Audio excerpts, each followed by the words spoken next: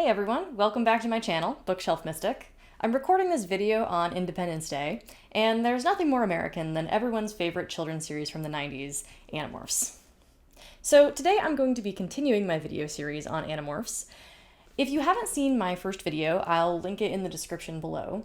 And as a reminder, I will be discussing some spoilers for the specific books I'm talking about today, but not for the series as a whole. So if you're reading along or you just don't want to get spoilers for the whole series, never fear. But do make sure, if you do care about spoilers in these books, wait till you read them before you watch this video. Also in this video, I'm going to be starting individual book ratings for each book in the series. So for this video, I'll be discussing Animorphs 6 through 10, including the first Megamorphs book. So I'll talk through each of these books individually, give you my rating, and wrap up with a few thoughts about the series as a whole so far. First off is book number 6, The Capture. This book is narrated by Jake, and it's the one where he gets captured by Yeerks. I don't know why, but I never really liked this book. I think a lot of people find that it's one of the best early books in the series, and I can understand why they see that. You get to see what it's like to actually be enslaved by a Yeerk, which really drives home the horror of the enemy that the Animorphs are facing. And the plot is really different than the standard Animorphs find out about a threat, they hatch up a plan, it goes either well or poorly, and they get out of there with their lives. It really takes a turn about 2/3 of the way through when Jake gets infested by a Yeerk. But for some reason, I just find this book tedious. It takes about 2/3 of the book to get to the point where Jake is enslaved by a Yeerk. And when it finally does happen, the Yeerk is just so stereotypically one-dimensionally evil. This is probably because these are still purportedly children's books, and you expect to see that kind of good versus bad dichotomy in children's books. It makes it much easier to explain, why there's this conflict and why the main characters are fighting against the bad guys, and therefore it's possible to justify the violence that these Animorphs inflict upon not only the Yeerks but the host bodies. But it's still just cartoonishly villainous. It's a little bit much. I did enjoy the coldness of the rest of the Animorphs to the Jake controller as they wait for the Yeerk to starve over 3 days and die. I thought they were unexpectedly great at staying one step ahead of the Yeerk. But I don't know, the book as a whole just doesn't really do it for me. I acknowledge that it's a good entry in the series, but I didn't find it that entertaining. For that reason, I will give The Capture 3 out of 5 stars. Next we have number 7, The Stranger, which is narrated by Rachel. As much as I didn't like number 6, I love number 7. Weirdly, I hardly remembered it from my previous reads, but this is a book where Rachel's family issues come front and center. Her dad is moving away from the city and asks Rachel to come with him, setting up this central conflict of both Rachel's family drama and going to miss her dad, and also a chance to escape from the responsibilities of being an Animorph. It's really powerful how her feelings about her dad moving away are just as strong as her feelings about battling the Yeerks and taking on the threat facing Earth. It's just so human and so teenage to feel like your problems are just as big as these other ones, and that's not a bad thing. I think it really sets her up as an extremely sympathetic character. It's really heartbreaking how she wants to lean into that raw instinct and raw power of the grizzly bear morph just to forget about all of the problems that she has as a human. Despite her Xena-Warrior Princess act, which she is starting to embody more and more each time we encounter a book narrated by her, she still has all of this anger and PTSD to deal with on the inside, and she just doesn't know how to. I mean, she's only a teenager. We don't actually know how old they are, but I wasn't facing any Yeerks when I was a teenager, and I still had issues to deal with. And then in the middle of this fight, as she's already faced with this choice of moving away with her dad and running away from the Animorphs, all of the Animorphs get a parallel choice. The Elemist shows up and gives them a way out of fighting. Just as the Animorphs ultimately decide not to do this, Rachel ultimately decides not to go with her dad, but the emotional arc of the story is really enhanced by these two parallel threads.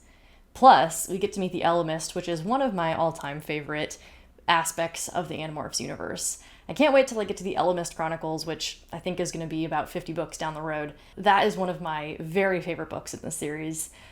And the Elemist is just cool. It lends this extra dimension of science fiction to Animorphs. It's no longer just an alien story, it's now about these demigods fighting over the soul of the universe. It's elevated to a more mystical plane, one with questions about fate and destiny, as well as those questions about morality and violence that we'll encounter later in this video. So my overall rating for The Stranger is 5 out of 5 stars. I think this is easily the best book of the series so far.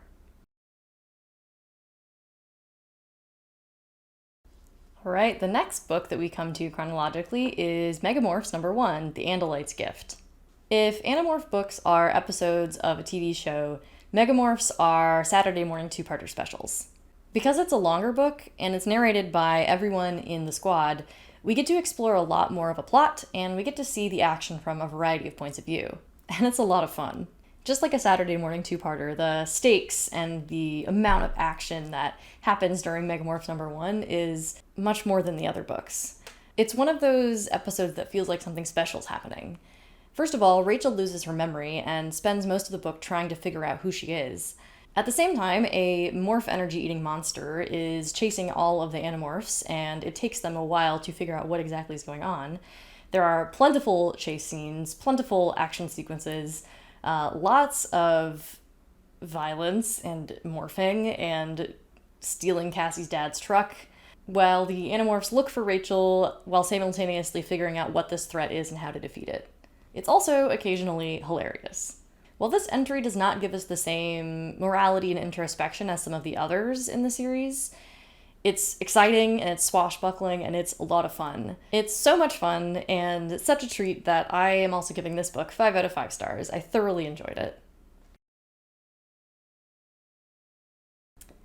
Next we have The Alien, which is our first book narrated by Axe. The bad news about The Alien is that the plot is kind of flimsy.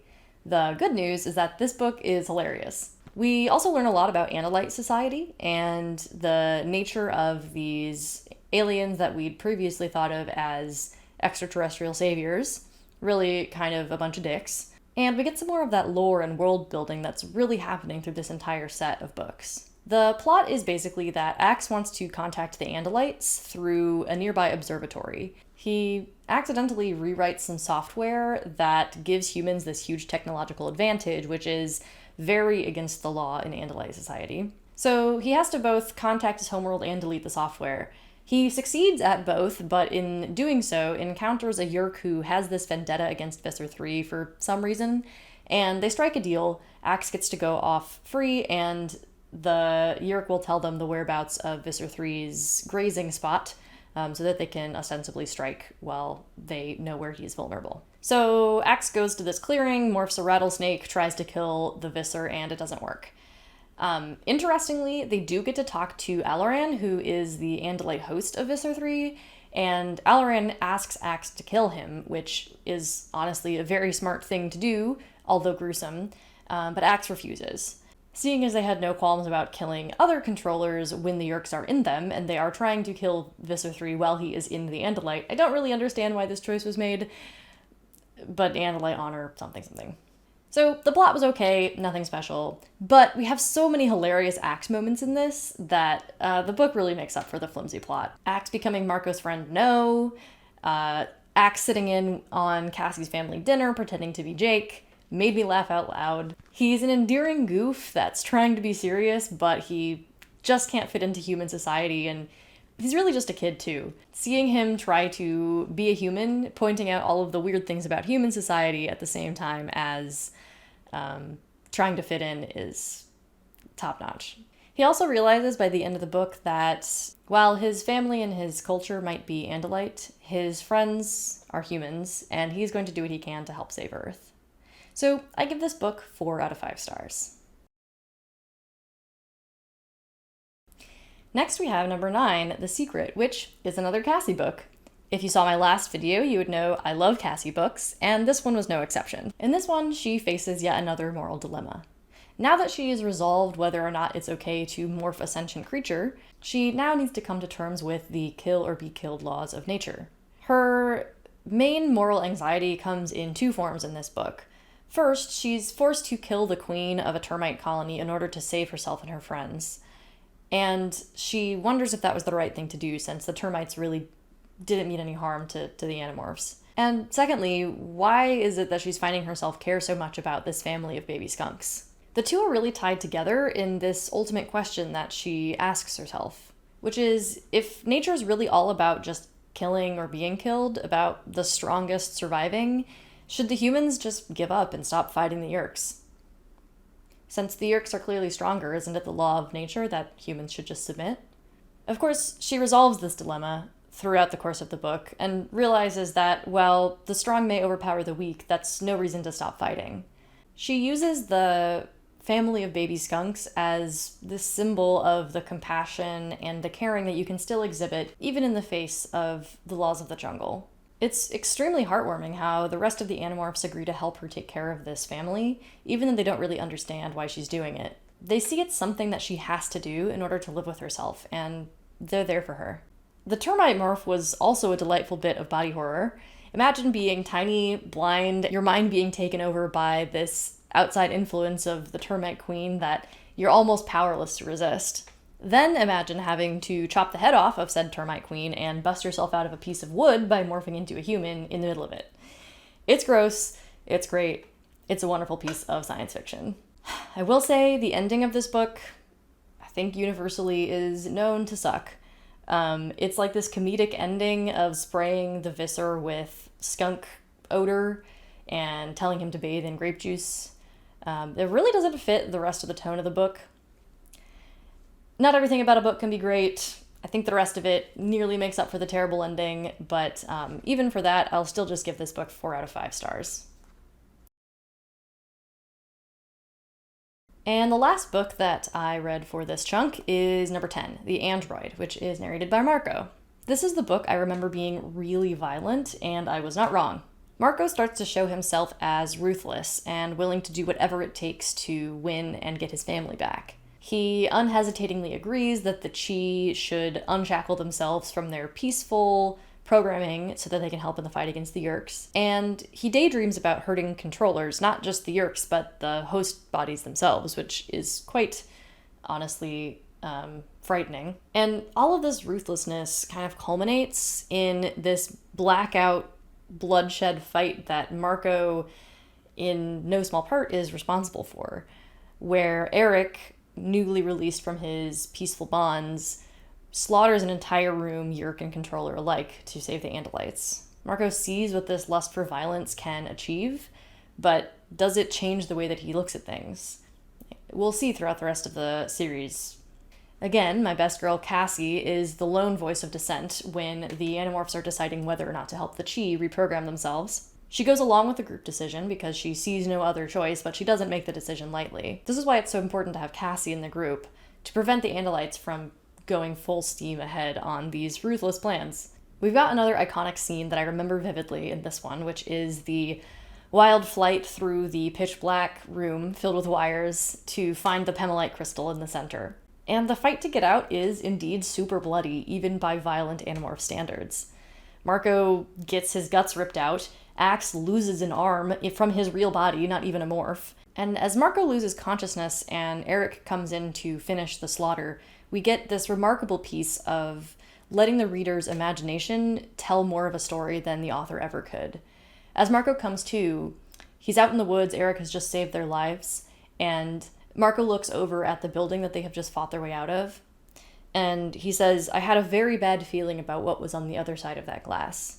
Largely, this episode is very serious, although it is bookended by this joyfulness that is experienced by dog morphs and dogs generally. We're meant to see dogs, which are the embodiment of the Pemalites' peaceful society, as this counterpoint to the bloodshed and violence that was experienced throughout the rest of the book. It's a strong counterpoint, and it's heartbreaking knowing that the Animorphs can't just stay in this peaceful society, these dog morphs, forever. They have to morph back and do what they have to do to stop the Yeerks. We're getting pretty dark here, aren't we? So my rating for this book is 4 out of 5 stars. In my last video, I mentioned I'm tracking some stats throughout the book, specifically the number of morphs that each Animorph has obtained by the point in the series. So some stats so far, for those interested. Cassie has the most morphs right now at 18, although note that we don't actually know how many morphs Axe had before he came to Earth. Tobias obviously has the fewest, he's got 2. Interestingly, he was actually the first Animorph to morph into something. He morphed a cat at the beginning of book 1, Now, of course, he's stuck in his hawk morph forever. And books 7 and 8 in this chunk of books that I read were the 2 books with just one new morph each. Rachel's grizzly bear in book 7 and Axe's rattlesnake in book 8. So this wraps up my second installment of the Animorphs series review. Overall, this set of books got much more into the world building and much more into the horrors and the moral quandaries of war. I thought this set was more evolved than the first 5, probably because the first 5 were still really setting up the characters in the setting. The Stranger is the best book in the series so far, and I continue to love and relate to Cassie even though I know she's a controversial figure. See you all in my next installment for books 11 through 15 and the Andalite Chronicles.